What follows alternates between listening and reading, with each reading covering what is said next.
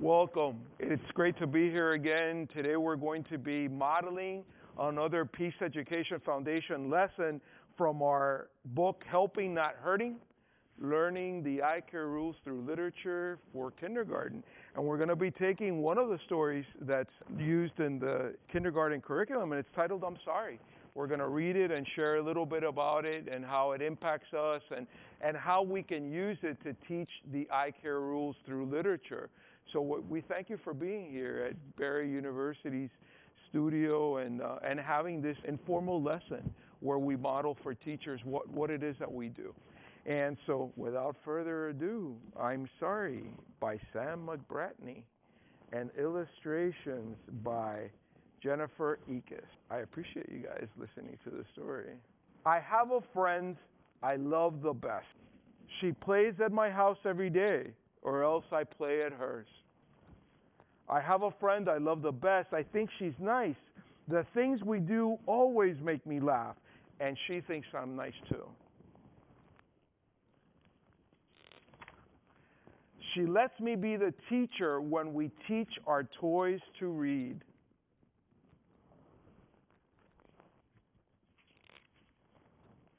I let her be the doctor to fix my broken bones. We don't need of a doctor to fix our broken bones and to help us heal. We make her baby smile when he wakes up from his nap. And sometimes we put our rain boots on and see how deep the puddles are. I have a friend I love the best. I think she's nice, and she thinks I'm nice too. The things we do always make me laugh. But, I shouted at my friend today, and she shouted back at me. I wouldn't speak to her anymore, and she wouldn't speak to me. My friend shouted at me today, and I shouted back at her. She won't play with me anymore, and I won't play with her. I pretend my friend's not there, and she pretends she doesn't care. But I do care. If my friend were as sad as I am sad, this is what she would do. She would come and say, I'm sorry. And I would say, I'm sorry too. The end. Okay. Well, my friends, it's a very simple little story. But we all know in our personal lives, right? I'm sure we've all had maybe recent experiences where we have been in this situation in our young adult lives and in my old man's life, right? Where there's a friendship, there's a loving relationship with a parent, with a sibling, with a significant other in our lives, and there's been a rift.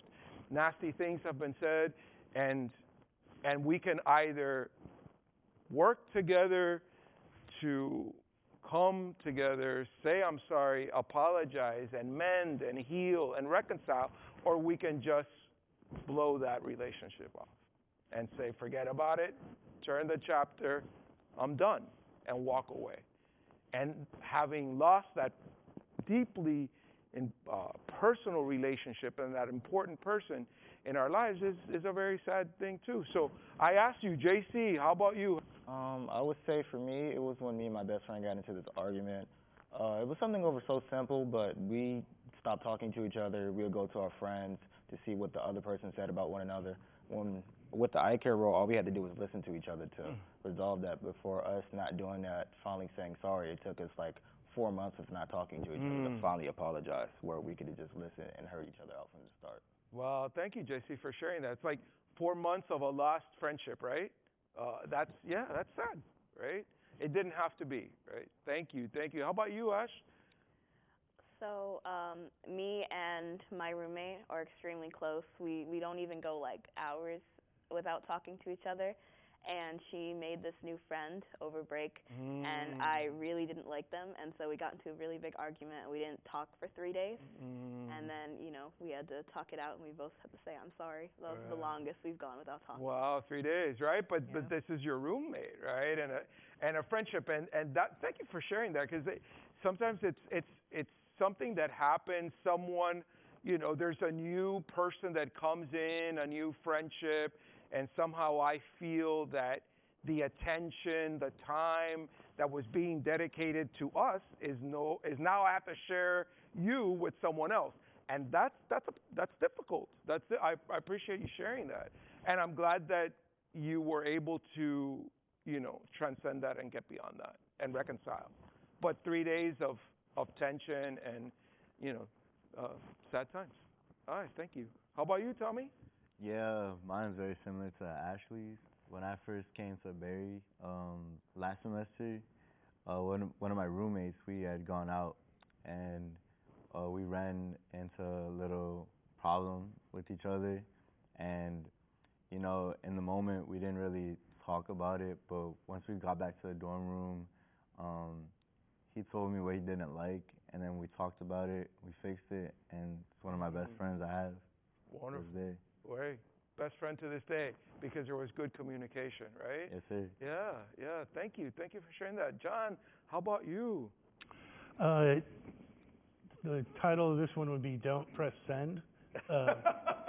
And it's a minor, but not a minor thing, where I was in a moment, I was preoccupied and distracted by the people I was with, but I sent a text to someone to ask them a question, and based on this kind of misunderstood situation.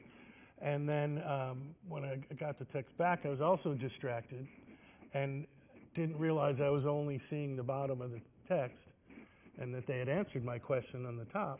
And in being flustered in the moment, I was like, well, could you at least just answer my question? And they had. And so I went, and they politely said, well, scroll up and you'll see that I did. And so I apologized, and I looked up and I realized, God, especially in a text, you got to be very careful that, I didn't think I was being bad, but on his end, it probably sounded like I was being very sharp and like, and I didn't mean it that way, but I could see how it'd be perceived that way. So be careful, I guess. Take a deep breath before you press send. Sure. And thank you for sharing that, because in today's world too, where so much of our communication is happening, that way, you can have a lot of misunderstanding and a lot of wounds and a lot of hurt, and and you break up over a text with a significant person in your life. And that's kind of where we are today. So it's something really to think about. So my friends, now I guess another question would be, how did you think this story is helpful if we're using it to teach our eye care rules to our, not only our 5-year-olds in kindergarten, but really, to all of us as we get older and beyond 5, right? And where we need all of these social emotional skills. We're going to need them throughout our lives. But JC, how about you? How do you think this story was helpful in teaching the eye care rules? I would say about number 3, just use your eye care language. Mm-hmm.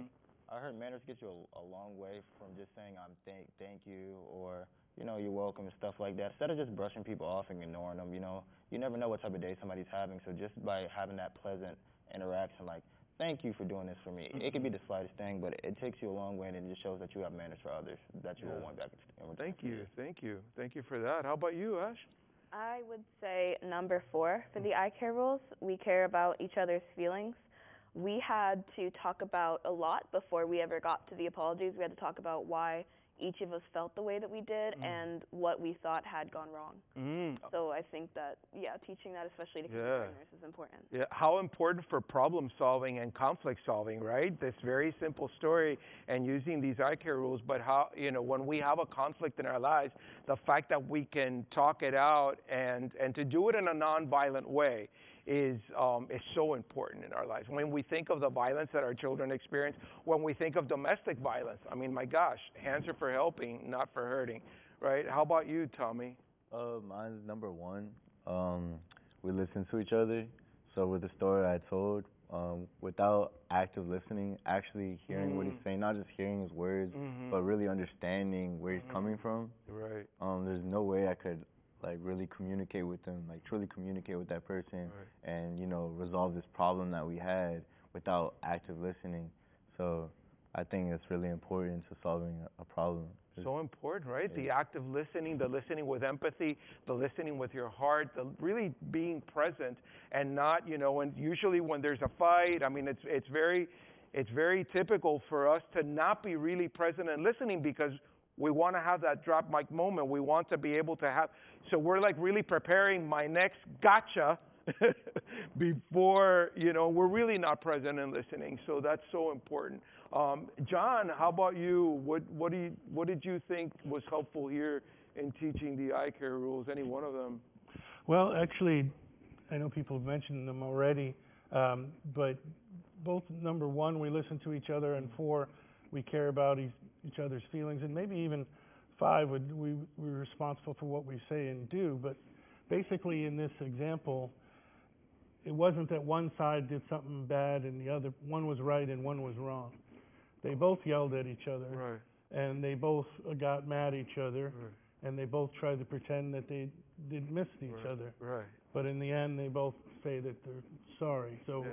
the lesson for anyone, whether it's the 5-year-olds or for us, is that there's at least 2 sides to the story, and that we do need to not just wait till the other person's going to stop and then say what we want to say.